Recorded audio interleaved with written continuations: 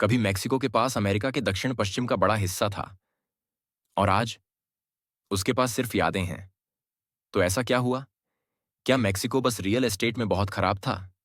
चलिए 1821 में चलते हैं। मैक्सिको ने अभी अभी स्पेन से आजादी पाई थी और उसके हिस्से आई बहुत सारी जमीन। लेकिन नई बनी इस देश के पास बड़ी परेशानियां थीं। गृह युद्ध, कर्ज और इतने बड़े इलाके को चलाने का कोई ठोस तरीका नहीं। उधर उत्तर में कुछ और ही चल रहा था। अमेरिकी लोग पश्चिम की ओर तेजी से बढ़ रहे थे। मैक्सिको ने अमेरिकी नागरिकों को टेक्सास में बसने दिया।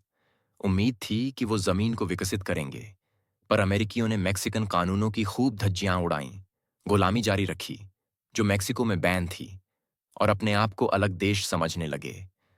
आखिरकार 1836 में टेक्सास ने कहा, हम आजाद हैं। मैक्सिको ने लड़ने की कोशिश की। अलामो की लड़ाई याद है, लेकिन हार गया। टेक्सास आजाद रहा, कम से कम कुछ सालों तक। फिर आया 1845, यूएस ने टेक्सास को मिला लिया और 1840 में शुरू हुआ मैक्सिकन अमेरिकन युद्ध। ये युद्ध मैक्सिको के लिए बहुत खराब रहा। अमेरिका के पास बेहतर हथियार, ज्यादा पैसा और मजबूत सरकार थी। 1848 तक अमेरिका की सेना मैक्सिको सिटी तक पहुंच गई। अब बारी थी संधि की। ग्वादालुपे हिडाल्गो की संधि कुछ वैसा ही था जैसे कोई आपकी कोठी हथिया ले और बदले में आपको 5 रुपए पकड़ा दे।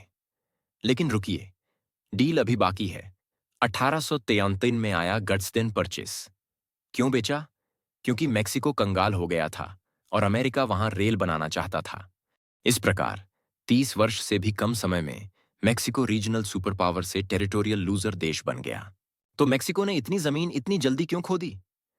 क्योंकि यह एक नया और अस्थिर देश था जिसे अंदरूनी उथल पुथल ने जकड़ रखा था, जबकि अमेरिका एक ताकतवर, पैसा भरा और विस्तारवादी पड़ोसी था जो जमीन के पीछे हाथ धोकर पड़ा था। सीख क्या है? अगर आपका घर पहले से जल रहा हो तो लालची पड़ोसी को चाय पर मत बुलाओ।